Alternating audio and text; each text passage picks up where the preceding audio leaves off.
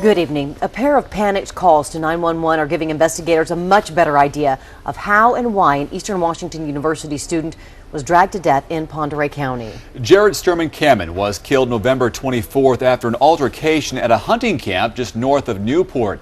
KXLY4's Jeff Humphrey joins us live with the newly released recordings. Jeff. And Dave, these 911 calls illustrate the role that confusion and fear played in this tragedy. You'll hear the dispatchers eventually realize the victim was still getting dragged down the roadway, but by the time they were able to get the driver to pull over, Sturman-Camyn was already dead. 911, state the location of your emergency. I'm being chased right now. What's your location? I wouldn't leave our camp. What's your location, sir? And they came at my dad with an axe, and it was... Where are you at, sir? 17-year-old Justin Sinn had just tore out of this campground, hoping to find someone to help his father deal with an unwanted guest. What he apparently didn't realize is that Jarid Sturman-Camyn was tied to his trailer hitch.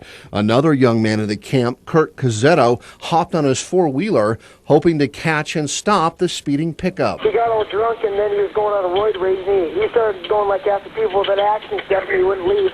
And he grabbed the gun and like stuck it to his head and so he kept saying, "Shoot me, shoot me."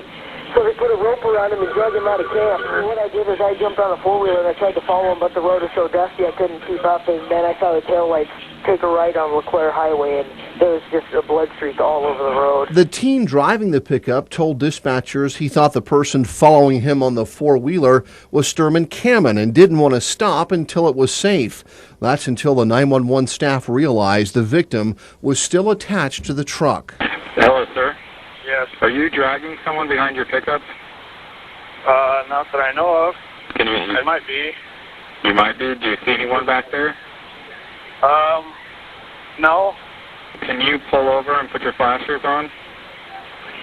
The officer is getting close to the area there. Is he? Yeah, and can you lock the door so you're safe and just pull over with your flashers on? I probably could. Now, sheriff's deputies arrived moments later and found Sturman-Camyn's body behind the truck.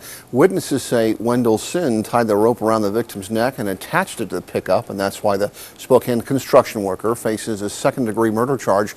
Meanwhile, toxicology tests show the 20-year-old victim had a blood alcohol level of 0.23. That's nearly 3 times the legal limit. Reporting in the newsroom, Jeff Humphrey, KXLY4.